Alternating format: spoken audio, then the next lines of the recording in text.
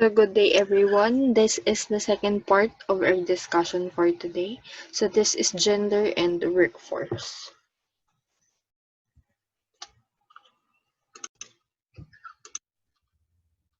Workforce. First, let us define what is workforce. Workforce is a group of people who work for a particular organization or business.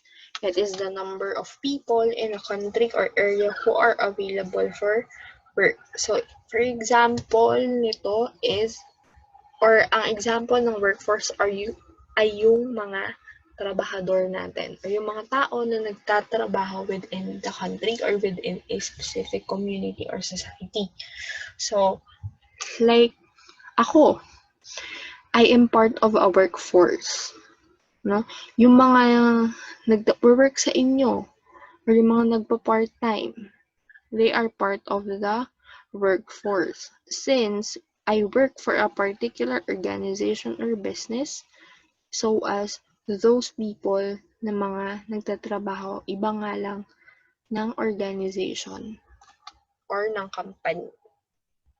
So next one, these are the gender roles. So let us discuss first what are the gender roles of men and women. Para mas maintindihan natin when it comes, lalo na pag na-discuss ko na sa inyo yung different gender roles ng men and women when it comes to workplace. Okay. Class, yung mga ayan, wait lang, gagamit ako ng highlighter. Sige. So, yung mga naka-green sa etong part na to, bago na yung color. Ayan. Ayan. Ito na dito sa part na to. Ayan. Ito yung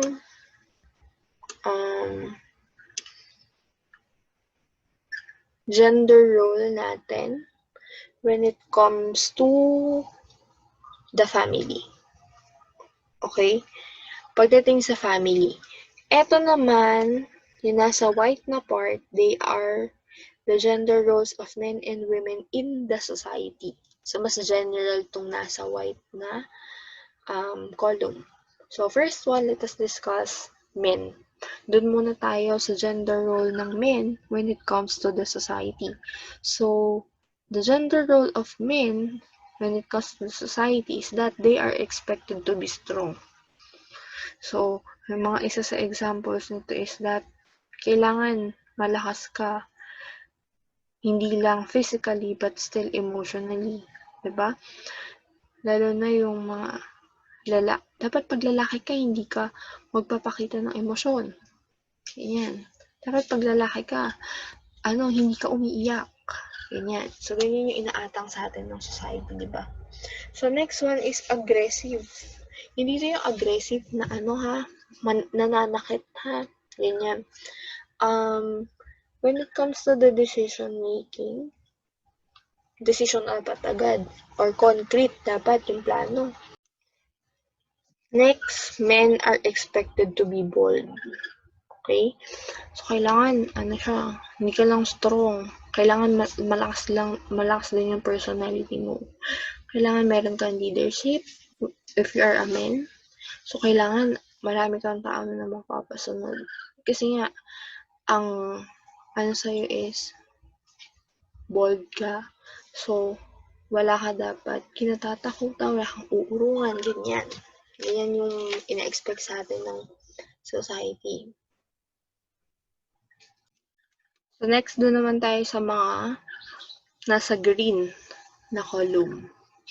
So, ito yung gender role ng men when it comes to the family, that they are the expected to be the provider.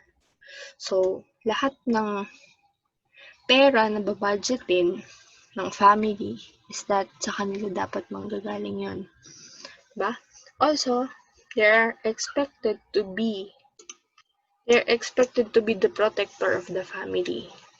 So, sila yung paprotekta sa family. For example, may gulo or may problema, ganyan, sila yung magpaprotekta. Next is they are the leader of the family.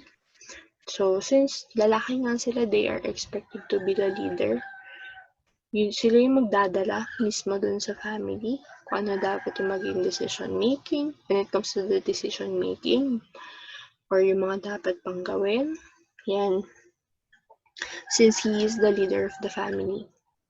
Next one, he is also the teacher of the family.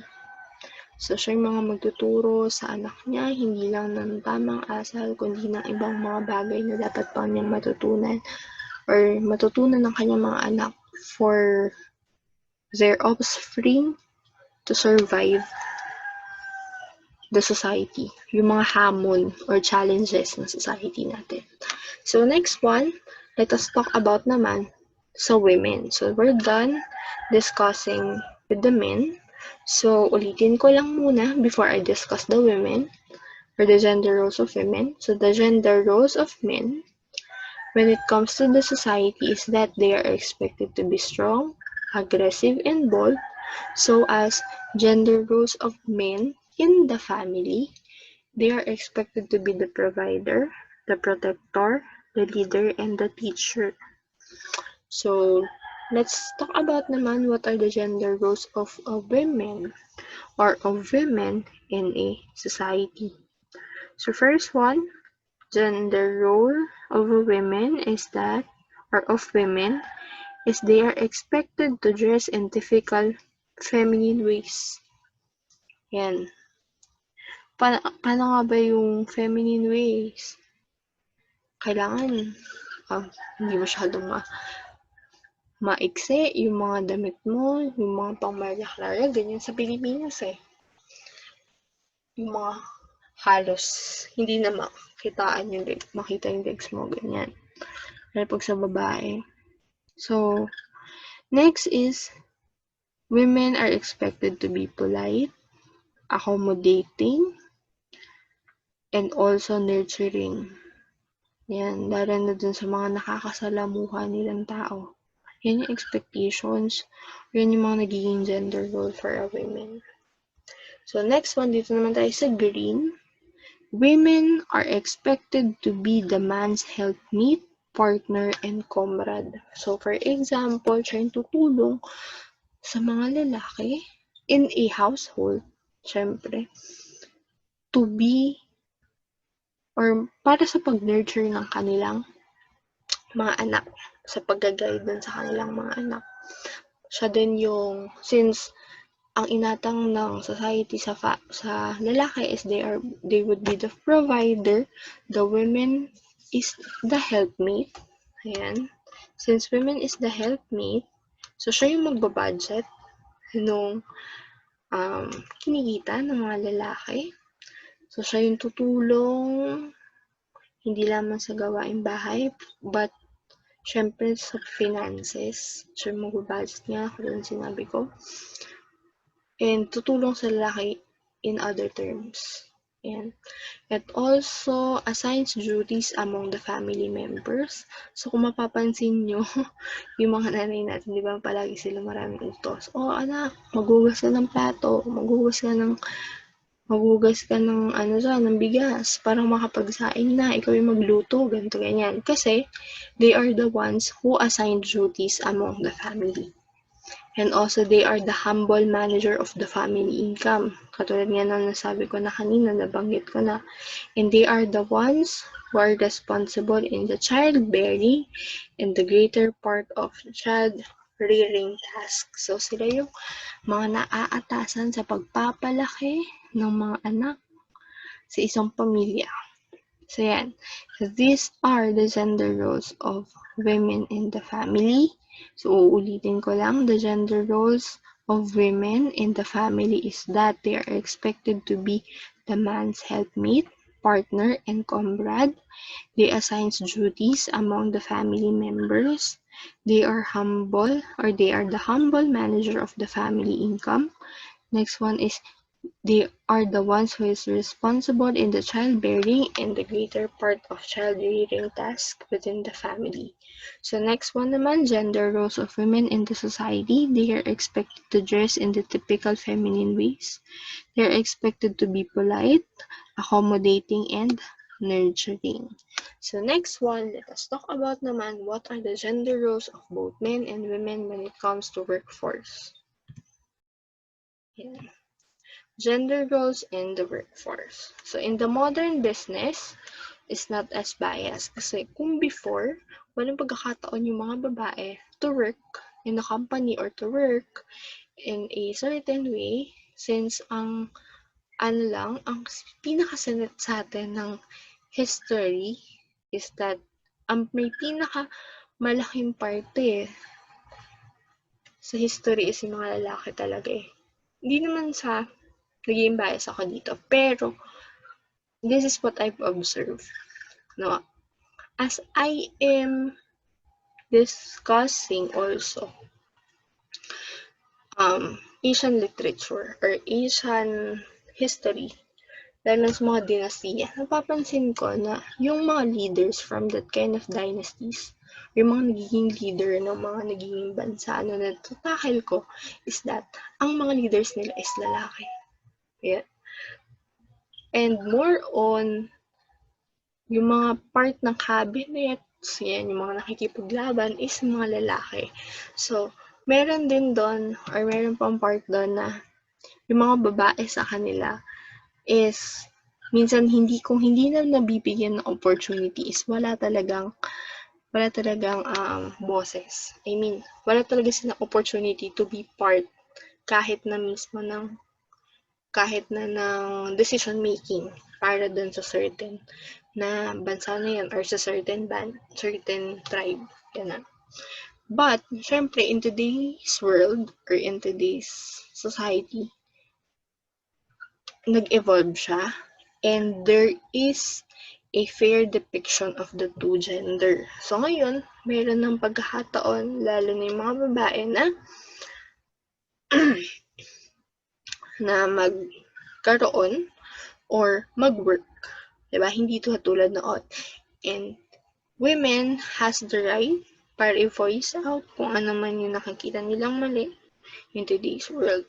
So, it also gives the opportunity for men and women to work in a workforce or work in one place, diba? Lalo na sa mga companies, halo-halo na yung gender.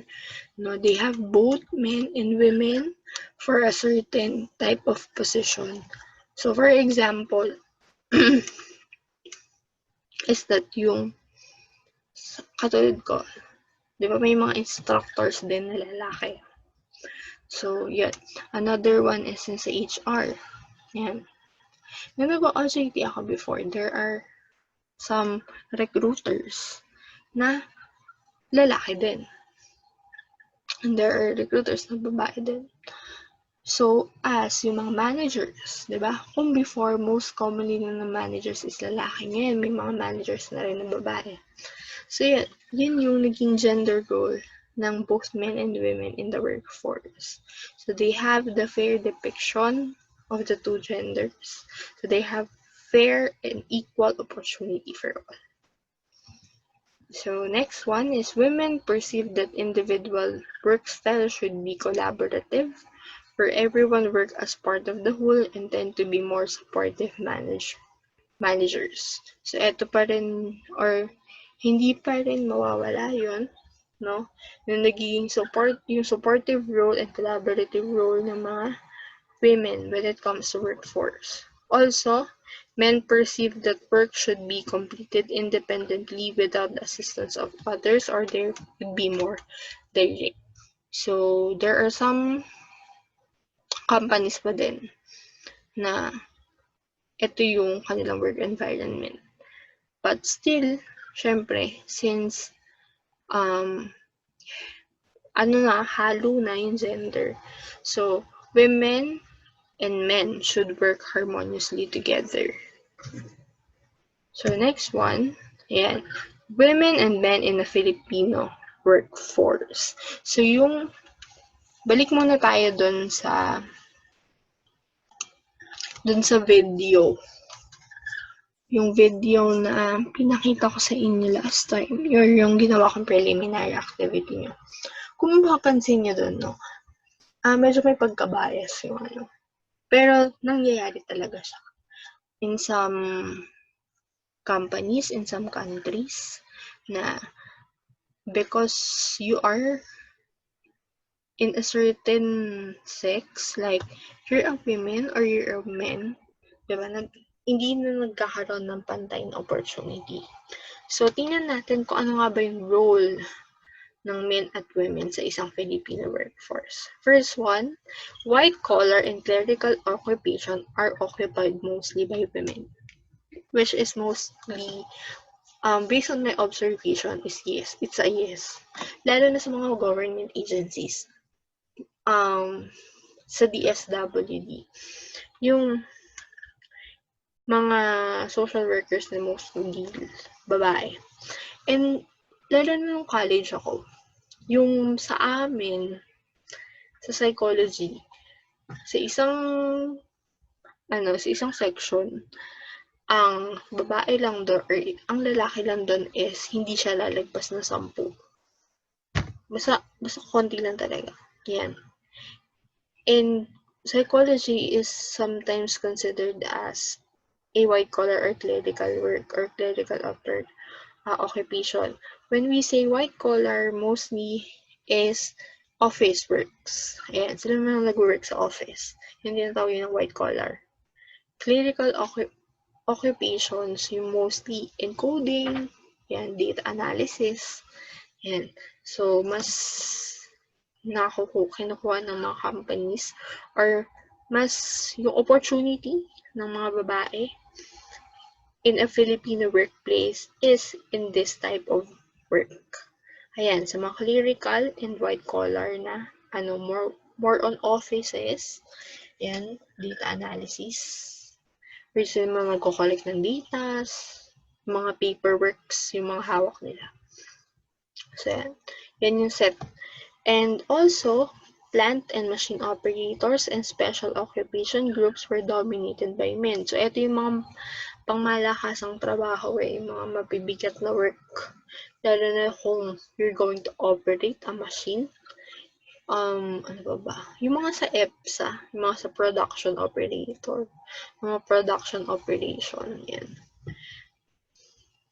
Lalo na yung mga mabibigat yun, yung mga companies na mabibigat yung type of works nila.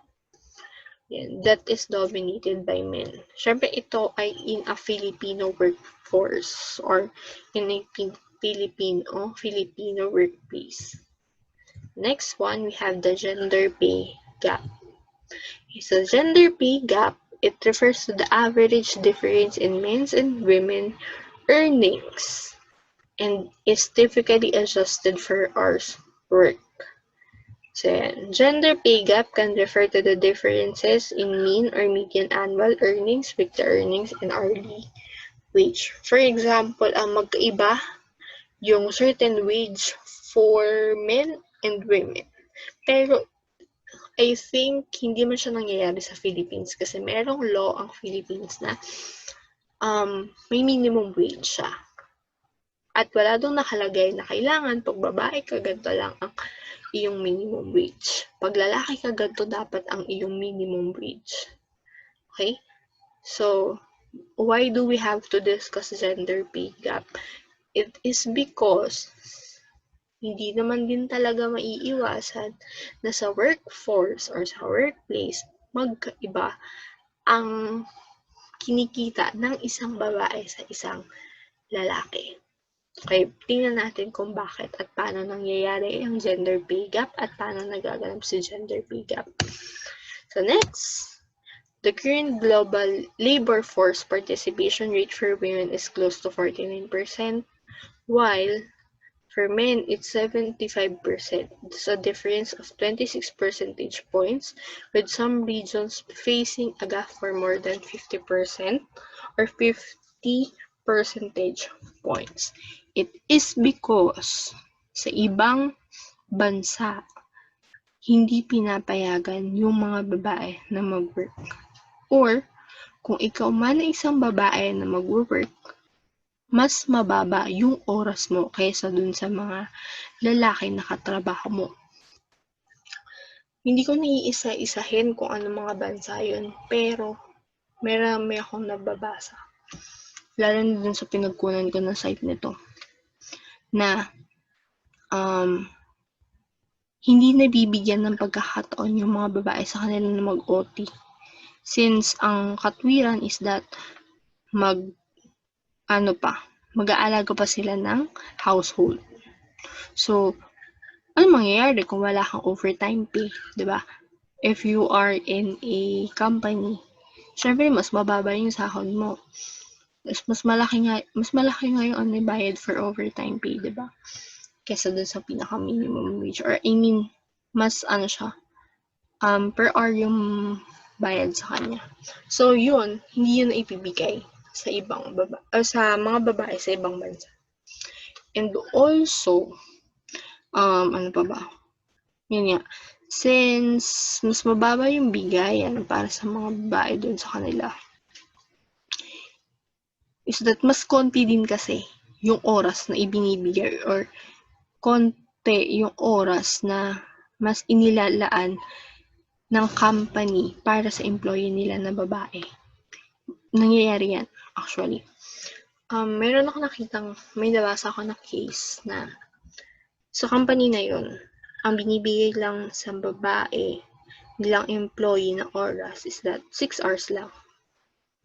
Or 7 hours, ganun. Basta hindi siya umaabot ng sobrang tagal na oras. Yan. So, yun yung nakakalungkot. Na parts. Lalo na sa workforce. No? Meron pa din talaga kasing hindi pagkakapantay-pantay. Lalo na sa pay, sa bayad. When it comes to both gender.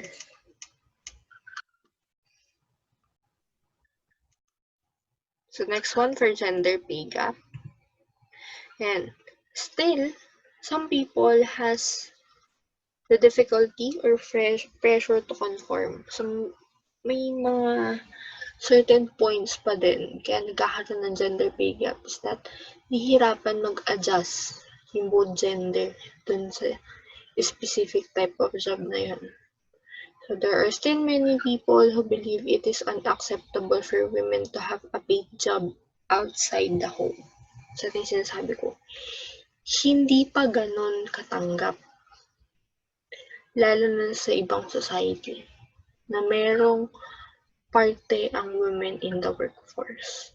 And 20% of men and 14% of women globally, to be exact. And many women reported that their immediate family disapprove of their decisions to work outside of the home. So that is the reason why nahihirapan silang mag-conform or nahihirapan din silang mag-adjust. Kasi nagkakaroon ng dilemma.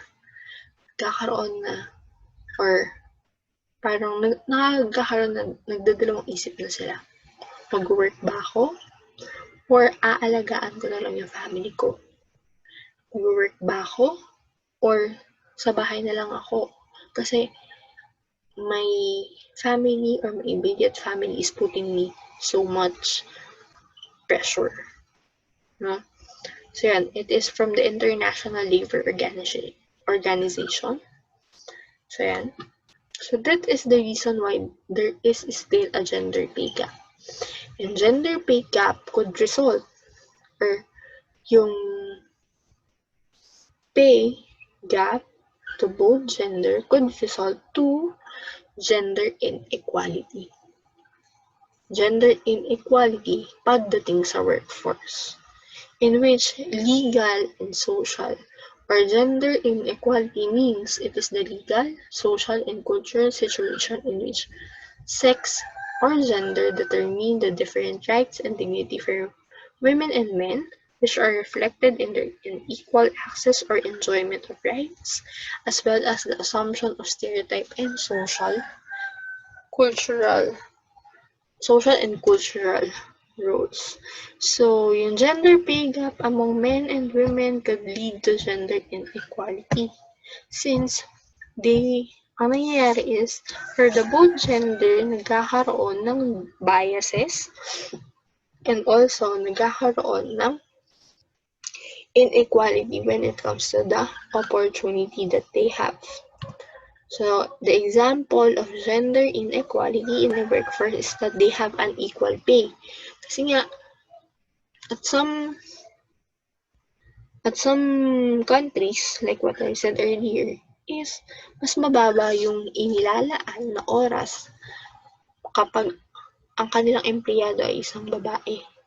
So, yun, kaya nagkakaroon ng unequal pay. Also, unfavorable recruitment strategies. Kasi there are some employers na mas prefer nila yung isang specific type of gender. For example, dito sa job na to, service crew. Ayan.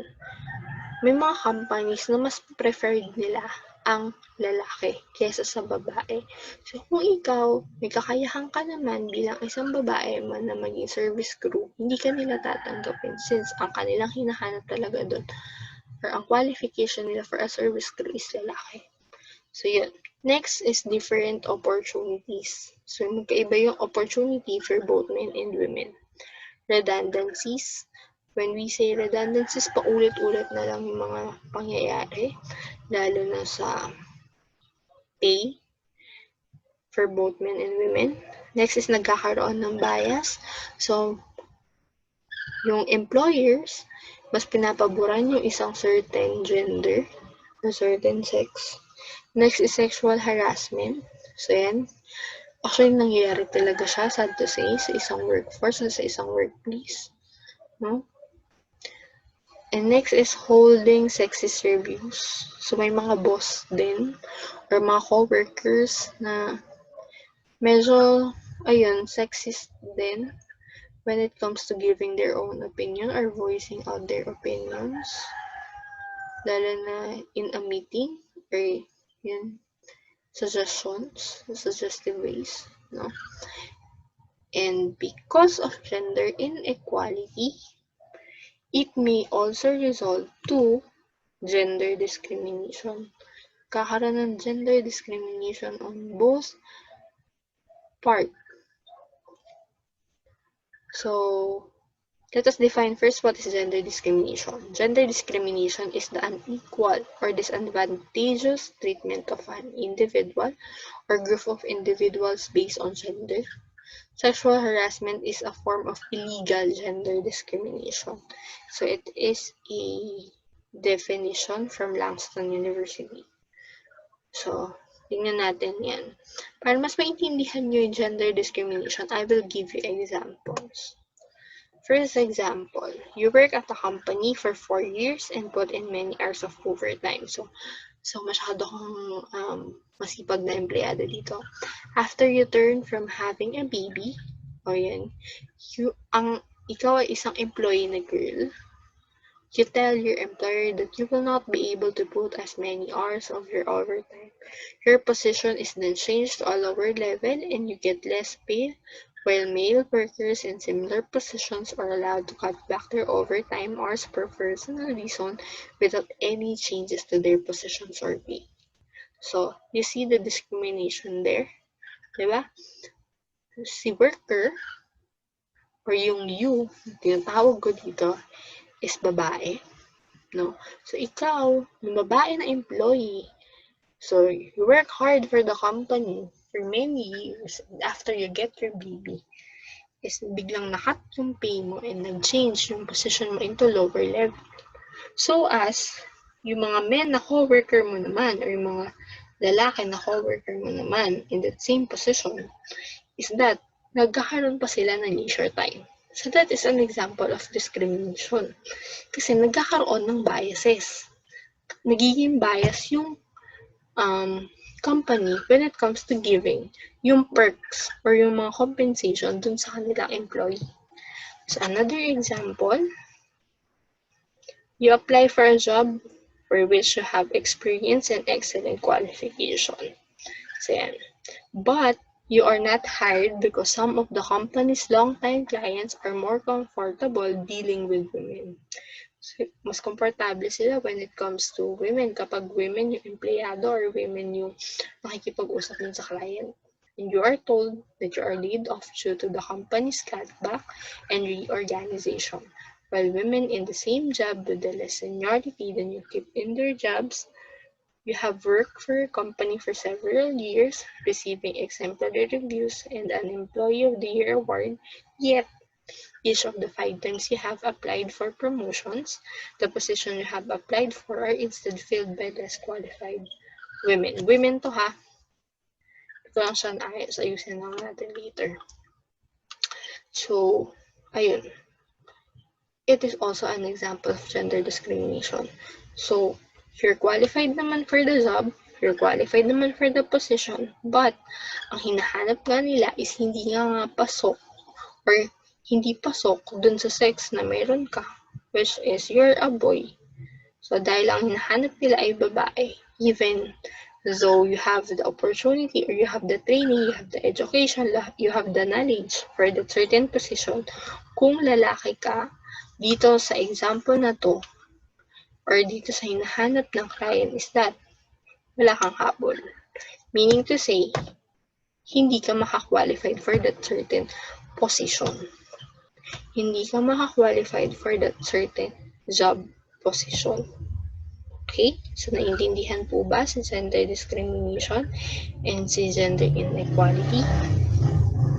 Class, always remember that gender inequality or gender discrimination is a product of gender inequality.